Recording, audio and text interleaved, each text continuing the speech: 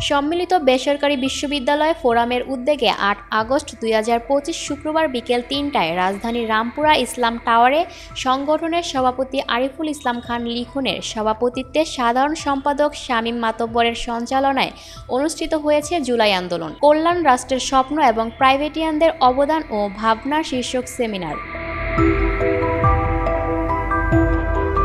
এতে জুলাই আন্দোলনের প্রেক্ষাপট, শিক্ষার্থীদের ভূমিকা এবং ভবিষ্যৎ রাষ্ট্রভাবনা নিয়ে আলোচনা হয় এবং জুলাই স্মৃতি অনলাইন কুইজ প্রতিযোগিতা ও রক্তাক্ত জুলাই স্মৃতি লেখা প্রতিযোগিতা ২০২৫-এর পুরস্কার বিতরণী অনুষ্ঠিত হয়।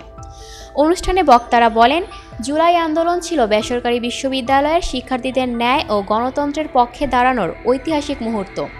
আন্দোলনে শিক্ষার্থীদের সাহস, ত্যাগ ও অবদান দেশের ইতিহাসে গুরুত্বপূর্ণ অধ্যায় হয়ে থাকবে। সেমিনারে আলোচক হিসেবে উপস্থিত ছিলেন রাজনৈতিক বিশ্লেষক ইঞ্জিনিয়ার আশরাফুল ইসলাম, ইন্ডিপেন্ডেন্ট ইউনিভার্সিটির অধ্যাপক doctor Sarwar Hossain, centre for social থটের ফেলো শেখ ফজলুল করিম মারুফ, তরুণ আলোচক ও চিন্তাঙ্গনের উপদেষ্টা ছাত্রনেতা শেখ মাহবুবুর রহমান নাহিয়ান, ইউনিভার্সিটি অব স্কলার্সের সহকারী অধ্যাপক অনির্বাণ সরকার, আহত যোদ্ধা রবিউল ইসলাম এবং ঢাকা ইন্টারন্যাশনাল ইউনিভার্সিটির লেকচারার রাকিব হোসেন।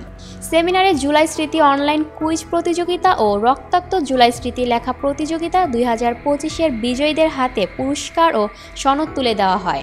এছাড়া জুলাই আন্দোলনের স্মৃতিচারণ, সাংস্কৃতিক পরিবেশনা এবং শিক্ষার্থীদের ভূমিকা নিয়ে আলোচনা হয়। সম্মিলিত বেসরকারি বিশ্ববিদ্যালয় ফোরাম নেতৃবৃন্দ বলেন, এই আয়োজনের মাধ্যমে নতুন প্রজন্ম জুলাই আন্দোলনের চেতনা থেকে অনুপ্রাণিত হয়ে কল্যাণ রাষ্ট্র গঠনের পথ খুঁজে নেবে।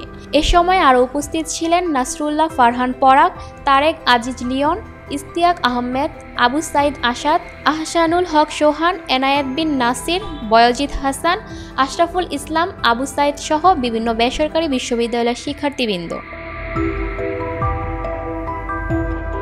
Lucky Akter, people voice television, Dhaka.